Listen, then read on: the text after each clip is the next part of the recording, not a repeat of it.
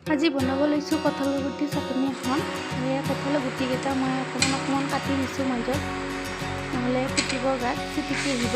আৰু এই আমাৰ গৰম কেৰাহী এখনত কঁঠালৰ গুটিকেইটা দি ঢাকনখন লগাই দিছোঁ অকণমান সময়ৰ কাৰণে। কঁঠালৰ গুটিকেইটা মোৰ ভজা হৈয়ে গ'ল। মই ইয়াত তেল দিয়া নাই দেই। তাৰপিছত ইয়াত বাকলিখিনি এৰুৱাই লৈ মই এতিয়া অকণমান এইখিনি তেতেলিয়াই ল'ম, খুন্দি ল'ম। একেবাৰে মিহি নকৰোঁ, মিহি কৰিলে মোৰ ভাল নালাগে। অকণমান মানে গোটা গোটা হৈ থাকোঁতে মই তেনেকৈ খুন্দিম।